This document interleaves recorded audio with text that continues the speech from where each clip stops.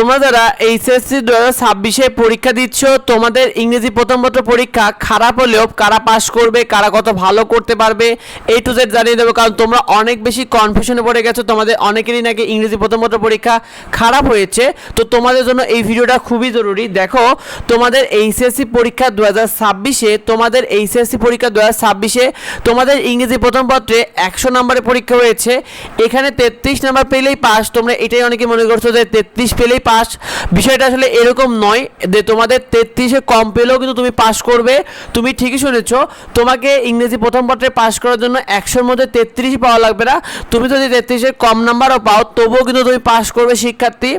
এর প্রধান কারণ হলো তোমাদের আসলে এইচএসসি পরীক্ষায় ইংরেজি প্রথম পত্র এবং দ্বিতীয় পত্র দুইটাই কিন্তু আলাদা আলাদা করে 33-এ পাস করা লাগবে না। অর্থাৎ তোমাদের ইংরেজি প্রথম পত্র বা দ্বিতীয় পত্র দুইটাতে আলাদা আলাদা করে তোমাদেরকে 33 নাম্বার পেয়ে পাস করা লাগবে না, এরকম নিয়ম নেই। বরং তোমাদের ইংরেজি প্রথম পত্র দ্বিতীয় পত্র দুইটাই একসাথে হবে, কারণ দুইটাই রচনামূলক অংশ ধরা হয়। এতে তো তোমাদের কারণ 100 মার্কে তোমরা লিখিত পরীক্ষা দিয়েছো প্রথম পত্রে, দ্বিতীয় পত্র কিন্তু তোমাদের 100 নম্বরের লিখিত পরীক্ষা থাকবে, যার কারণে এটা পুরোটাই রচনামূলক অংশ।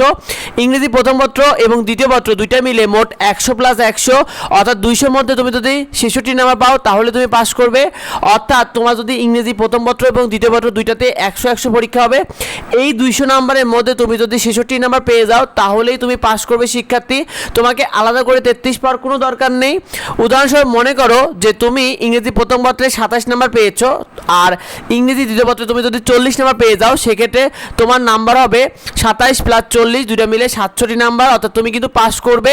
অর্থাৎ 200 নাম্বারের মধ্যে তুমি যদি 66-এর বেশি পেয়ে যাও তাহলেই তুমি পাস করবে। আর প্রথম পত্র দ্বিতীয় পত্র একসাথে তোমাদের রেজাল্ট হবে।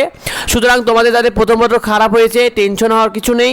দ্বিতীয় পত্রে ভালো প্রিপারেশন নাও যাতে ভালোভাবে তোমরা ভালো করতে পারো।